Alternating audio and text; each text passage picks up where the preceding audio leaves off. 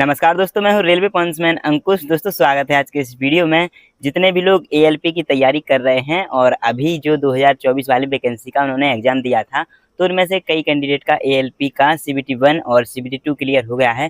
जैसा कि मैंने भी बताया कि मेरा सीबीटी 1 क्लियर हो गया था और सीबीटी 2 के जितनी आंसर की में मेरे मार्क्स आए हैं वो भी मैंने आपको बता दिए हैं। तो जितने भी लोग इस एग्जाम की तैयारी कर रहे थे उन सभी को ये पता होगा कि सीबीटी 2 क्लियर करने के बाद उनका एक और टेस्ट होता है जो कि आपके ब्रेन का टेस्ट होता है, जिसे साइको टेस्ट कहते हैं या फिर सीबीएटी यानी कि कंप्यूटर बेस्ड एप्टीट्यूड टेस्ट कहते हैं। यह टेस्ट ये डिसाइड करता है कि आपका ब्रेन आपके कंट्रोल में है, क्या आप इंजन चला सकते हैं या फिर नहीं। तो आज की इस वीडियो में हम साइको टेस्ट के बारे में डिटेल में बात करने वाले हैं कि क्या ये साइको टेस्ट होता है और इसमें कौन से क्वेश्चंस पूछे जाते हैं और इस एग्जाम को हम कैसे क्लियर कर सकते हैं, क्या ये हार्ड होता है या फिर ईजी होता है, और इस एग्जाम को पास करने के लिए मैं किस तरह से रणनीति बना रहा हूं और क्या आपको भी वही रणनीति फॉलो करनी चाहिए। तो इस वीडियो में हम सभी चीज़ों को क्लियर करने वाले हैं। तो जितने भी लोग इस टेस्ट की तैयारी कर रहे हैं, ये टेस्ट एक स्टेशन मास्टर की पोस्ट होती है जो कि एनटीपीसी के थ्रू आती है, उसमें भी साइको टेस्ट होता है। तो अगर आपको स्टेशन मास्टर बनना है तब भी आपको साइको टेस्ट देना पड़ेगा। तो उन सभी कैंडिडेट को भी ये वीडियो बहुत इंपॉर्टेंट होने वाली है, तो सभी लोग वीडियो को एंड तक जरूर देखिएगा। लेकिन उससे पहले अगर आपने चैनल को सब्सक्राइब नहीं किया है तो सब्सक्राइब जरूर कर लें, साथ ही बेल आइकन भी प्रेस कर लें जिससे कि आने वाले सभी इंपॉर्टेंट नोटिफिकेशन आपको मिलते रहें।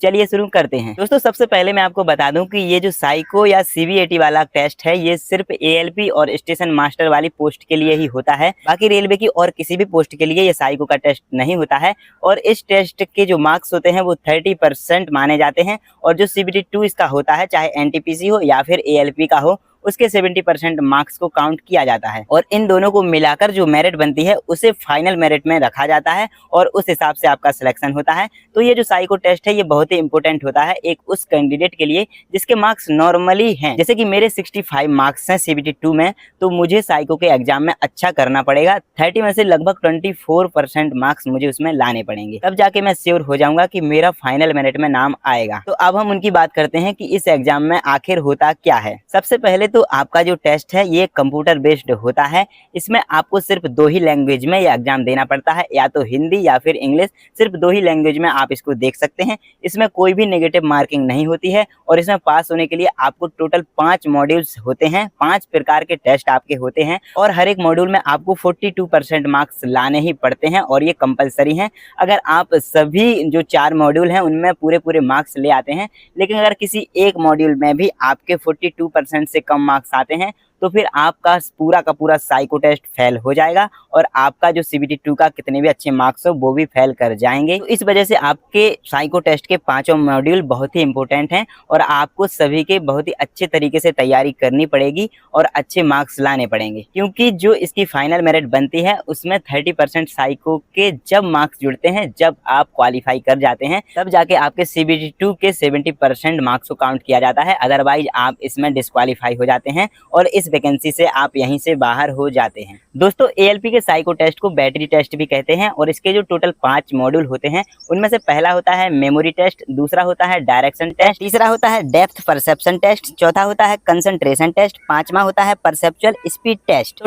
ये 5 मॉड्यूल इसमें होते हैं और किस मॉड्यूल के अंदर किस टाइप के क्वेश्चंस पूछे जाते हैं सबसे पहले हम ये क्लियर करते हैं। तो दोस्तों सबसे पहले हम मेमोरी टेस्ट के एग्जाम पैटर्न की बात करते हैं कि इसमें आपके किस किस टाइप के क्वेश्चंस पूछ सकते हैं। देखो मेमोरी टेस्ट के अंदर स्टडी द मैप बिल्डिंग्स वाले आते हैं, वहीं पिक्चर नंबर वाले कॉम्बिनेशन आते हैं, रेलवे मैप्स के भी क्वेश्चन आते हैं, पिक्चर्स के पेयर भी आते हैं और मेमोराइज द शेप वाले क्वेश्चन भी आते हैं। मैप बेस्ड मेमोरी टेस्ट में आपको एक मैप दिया जाएगा जिसमें स्ट्रक्चर्स दिखाए गए होंगे, फिर आपको उसी मैप पर उन स्ट्रक्चर की लोकेशन को याद करके उन्हीं को बताना होगा। पिक्चर नंबर कॉम्बिनेशन में आपको कुछ पिक्चर्स के साथ उनके नंबर याद रखने होते हैं, फिर दूसरे पेज पर सेम पिक्चर्स दिए होंगे लेकिन अलग अलग ऑर्डर में और उनके करस्पॉन्डिंग नंबर आपको बताने होंगे।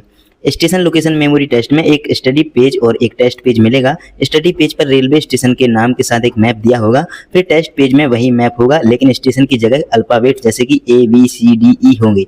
आपको बताना होगा कि कौन सा अल्फाबेट किस स्टेशन को दिखाता है और किसके कितने क्वेश्चन आ सकते हैं। ये डाटा आपके नीचे यहाँ पे टेबल में दिया गया है, तो इसे आप पढ़ सकते हैं। इसके बाद जो डायरेक्शन टेस्ट का मॉड्यूल्स है उसमें रो कॉलम वाली टेबल्स आ सकती हैं जिसमें लेटर्स होंगे, या फिर वही रो कॉलम वाली टेबल्स आएगी जिसमें सिर्फ नंबर्स रहेंगे और सर्कुलर डायरेक्शन वाला भी इसमें आपसे पूछ सकता है। और इसके कितने क्वेश्चंस आते हैं आप यहाँ पे टेबल्स में देख सकते हैं, कितने क्वेश्चंस किससे आते हैं। वहीं अगर डेप्थ परसेप्शन टेस्ट की बात करें तो इसमें सिर्फ ब्रिक्स टेस्ट होते हैं और हिडन ब्लॉक्स पूछे जाते हैं, जैसा कि 3D आकार का एक मॉडल बना के दे देते हैं हमको इस तरह से, यहाँ पे एक के ऊपर एक इस तरह से बना के दे देते हैं। आपको ब्रिक्स का पाइल दिया जाएगा जैसे कि ABC इस तरह से, और आपको गिनना होगा कि हर ब्रिक्स के कॉन्टेक्ट में कितनी और ब्रिक्स हैं जिनके ऊपर लेवल हैं। बाकी इसके क्वेश्चन किस तरह से पूछे जाते हैं आपको इस टेबल में दिख रहा है।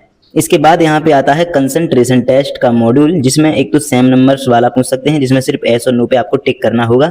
वहीं डिजिट हैविंग 6 यानी कि किस नंबर में 6 है या फिर किस नंबर में 9 है या किस नंबर में कोई भी नंबर पूछ सकते हैं, और किसी भी प्लेसमेंट का फिगर आपसे पूछ सकते हैं, और सेम फिगर का टेस्ट भी दे सकते हैं जैसे कि कोई आकृति बना दी या फिर कुछ इस तरह से पूछ सकते हैं। बाकी किस तरह क्वेश्चन आते हैं यहाँ पे आप टेबल में देख सकते हैं पॉज करके वीडियो को। इसके बाद आता है परसेप्चुअल स्पीड टेस्ट। ये टेस्ट लगभग सभी के लिए बहुत ही आसान लगता है। इसमें आपको सिर्फ स्पीड का रोल रहता है। इसमें सिमिलर फिगर पूछे जाते हैं या फिर मैच फिगर करना होता है, मतलब कि कोई आकृति आपके सामने इस तरह से बना दी तो आपको ये ऐसे 4 ऑप्शन दिए रहेंगे, इसमें से कौन सी आकृति सेम है इस तरह से पूछा जाता है। बाकी आप कोई मॉक टेस्ट देंगे किसी ऐप पर, तो किसी प्लेटफॉर्म पर जब मॉक टेस्ट देंगे तो उससे आपको पता चल जाएगा कि किस तरह से क्वेश्चन ये होते हैं। बाकी या तो आपसे 72 या फिर 96 क्वेश्चन इससे पूछ सकता है।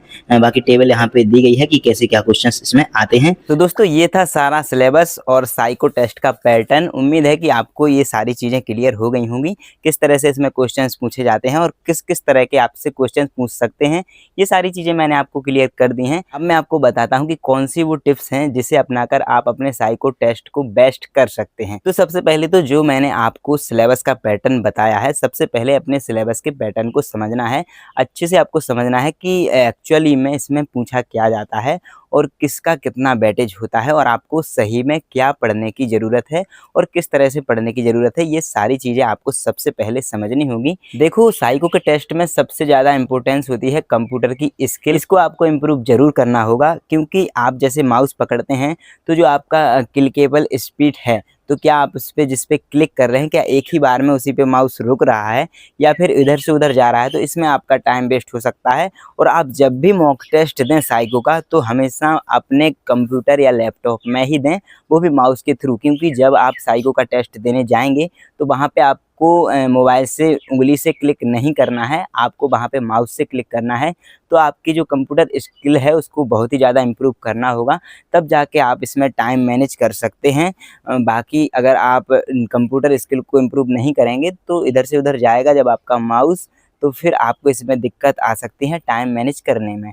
तो सबसे पहले आपको कंप्यूटर की स्किल को इम्प्रूव करना होगा। इसके बाद आपको ध्यान देना होगा अपने टाइम मैनेजमेंट पर, कि जो क्वेश्चंस आपसे पूछे जा रहे हैं, जो आपको स्टडी मैप दे रहे हैं, जो आपको टेस्ट पेज दे रहे हैं, स्टडी पेज दे रहे हैं, तो उसको इतने मिनट में आपको किस तरह से एनालाइज करना है कि आपको जब टेस्ट पेज आएगा, आपसे जब क्वेश्चंस पूछे जाएंगे तो क्या आपको याद रहेगा या फिर नहीं। किसी भी तरह की आप ट्रिक इसमें इस्तेमाल कर सकते हैं, जिससे कि आपको ये पता चल सके कि जो आपकी स्टडी टेबल, स्टडी मैप या स्टडी पेज जो भी होगा, आप अच्छे से उसको एनालाइज करके क्या याद रख पा रहे हैं, जिससे उससे रिलेटेड जो क्वेश्चन पूछे जा रहे हैं क्या आपसे बन रहे हैं और उतने ही टाइम में बन रहे हैं। तो आपको टाइम मैनेजमेंट का विशेष ध्यान रखना है और इसके लिए आपको प्रैक्टिस करने की ज़रूरत रहेगी। अपने सिलेबस को समझकर हर एक मॉड्यूल को आपको अच्छे से समझना है और अच्छे से प्रैक्टिस उसमें करनी है, जब तक कि आप टाइम से कम समय में उसको सॉल्व ना कर लो। स्पेशली परसेप्चुअल जो स्पीड का टेस्ट होता है उसमें बहुत ही ज़्यादा स्पीड की ज़रूरत होती है, तो आपको उसमें बहुत ही अच्छे तरीके से प्रैक्टिस करनी है और जितनी ज़्यादा आप इसमें प्रैक्टिस करेंगे उतना ज़्यादा आपको फ़ायदा मिलेगा। और परसेप्चुअल स्पीड में जो 96 या 72 क्वेश्चंस आपसे पूछे जाएंगे उसको क्या आप उतने समय में सॉल्व कर पा रहे हैं या फिर नहीं।